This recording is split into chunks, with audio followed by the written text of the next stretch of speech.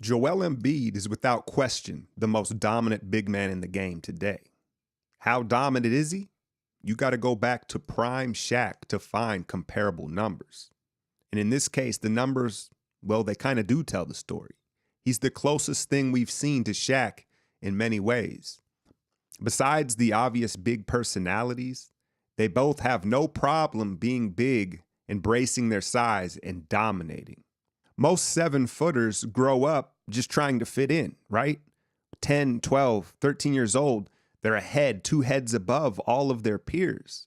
So naturally, they grow a reserved personality just hoping to fit in. That's what makes Joel and Shaq so unique. They seek the spotlight, yet they are giants. I don't think that this can be overstated enough when talking about both of these two. And this is a big reason for their dominance. They're comfortable in their skin. More importantly, they're comfortable being giants. Since I think Shaq is Joel's closest comparison, let's take a look at how they measure up in order to better project into Embiid's future. Physical attributes. Look, man, there's no doubt prime Shaq was the superior athlete. But there are different types of athleticism. Joel is more basketball athletic, where Shaq was just a freak of an athlete given his size. Think of it this way. If Shaq is a Westbrook type athlete based on speed and explosion, Embiid is a Kyrie type of athlete, more based on timing, footwork, and angles.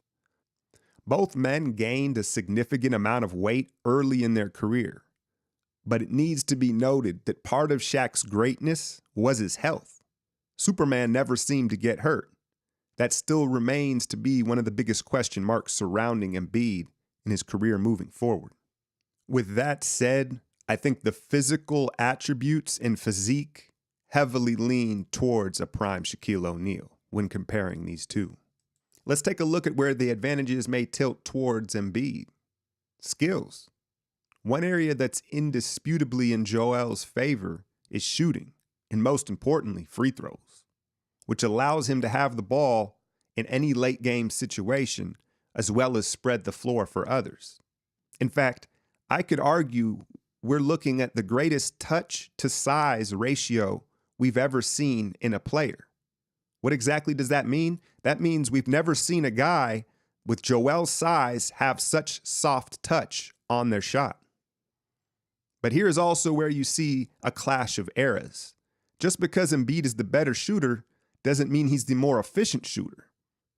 Effective field goal percentage is something that is looked at a lot more closely in this era of basketball. It's a metric used, but adds an additional parameter to adjust the fact that the 3-point field goals are worth 50% more than 2-point field goals.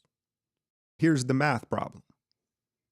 So when it comes to shooting the 3 ball, the magic number is 33.3%, which essentially equals 50% from 2. The problem is Embiid is just shooting 29% from behind the arc, giving him an effective field goal percentage of 51%. Back to prime Shaq. In their most comparable season across the board, Shaq's EFG was 57. You guessed it, the same as his normal field goal percentage. Which also speaks to the era. It would have been absolutely taboo for Shaq to try to shoot threes. But should Joel stop shooting threes? Not necessarily. Effective field goal percentage doesn't take into account the spacing and opportunity that he creates for others with his willingness to take those shots. You see, I think he can get his percentage up to that magic number of 33, mainly just by shot selection. When he is open, he hits that magic number, 33%. But contested, how about just 11% from downtown? If there's one major thing Embiid can learn from Shaq's game moving forward, it's that sometimes less is more. Because of his superior footwork, more on that in a bit, and his ability to shoot, he can get enamored with trying to show everything he has. Where if you're Shaq, it's either a drop step or a jump hook. It may not be as glamorous, but it damn sure is efficient. What it also does is it leaves far less room for indecision. To be fair, Shaq, being the more powerful athlete, I think he naturally developed this style very young because it was his greatest advantage on the court. Whereas Joel's strength was added to his frame much later. Let's talk about his biggest advantage, though. Other than his 7'2" frame, it's got to be his footwork. We heard the Hakeem comparisons early on, and I get it. But Hakeem was much quicker and quite a bit smaller of a man. What they do share is fluidity, the fluidity of a soccer player, the ability to attack off either foot, keep balance on either foot, essentially being ambidextrous with your feet, or as the soccer players would say, two-footed.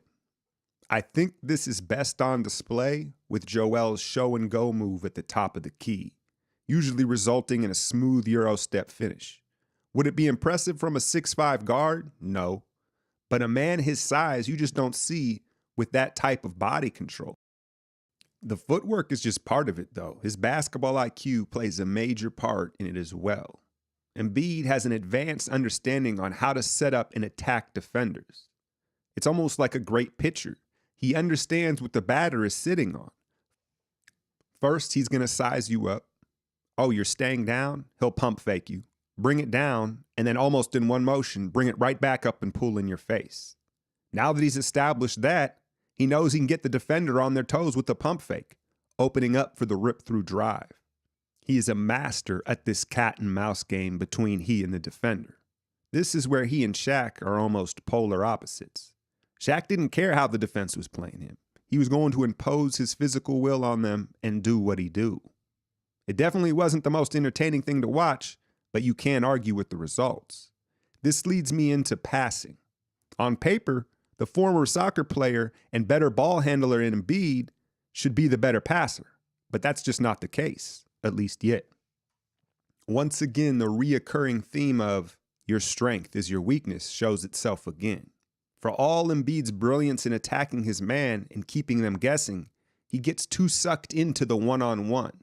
He is fully capable of making every pass on the floor, but a lot of the time he doesn't see it because he's so focused on the game within the game and attacking his matchup. This is where Shaq's style has the advantage. He already knows what he wants every time. That enabled him to see the floor better and make quicker reads, making him the more effective passer.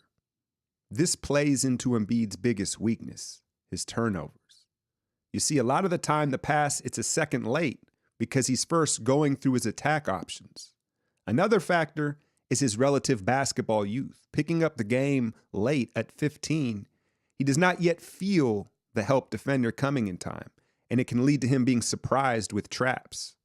Traps that are ultra aggressive, knowing he doesn't like to pass out of the double. One way to alleviate this would be to go into the possession with the priority to pass, understanding his gravity.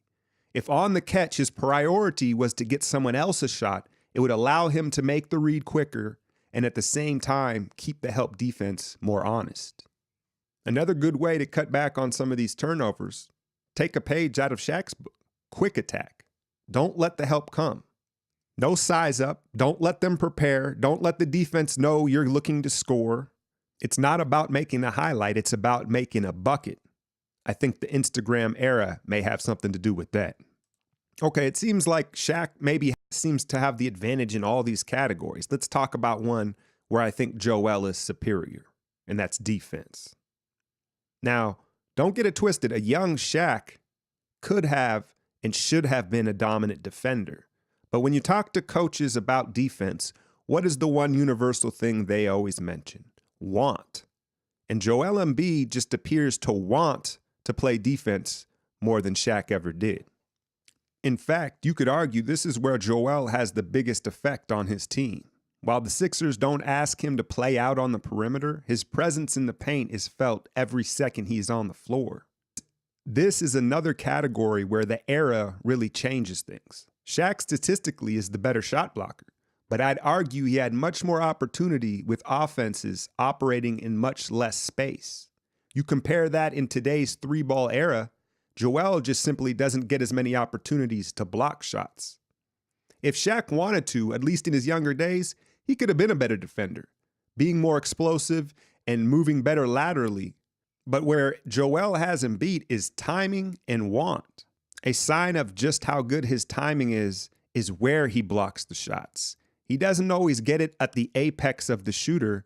It's at the perfect time for him, at the rim before the goaltend. And then at 24, he just seems to take more pride than Shaq ever did in defending and getting stops. Combine that with the fact that I think he's playing in an era in a style of basketball that's much harder for a big man to defend in, and I give him the nod on the defensive side of the ball. As stated in the beginning of this video, Embiid is already the most dominant big in the league, but he's got a long way to go to be considered Shaq's equal or close to. But if he stays healthy, it's easy to see him having a similar career. One thing, though, that I would like to address when it comes to his success moving forward is his conditioning. We know Shaq was never a gym rat and notoriously came into camp out of shape and overweight. But Shaq could play for much longer periods of time without rest, and in particular, during playoff games. This brings me back to less is more. You see, I don't think Shaq was in better shape than Embiid. I think he spent his energy more efficiently. Given his past injuries, it goes without saying how important it is for Embiid to stay in shape and keep his weight down. But it's important to point out, as a player, you are far more susceptible to injuries when you're fatigued. Once again, Joel, borrow from Shaq's game. Moving forward, less is more. Yeah, 3 moves is flashy, but 1 move is efficient. Use your size and work smarter, not harder, so you can fulfill your destiny as one of the greatest big men of all time. I've been winning so long.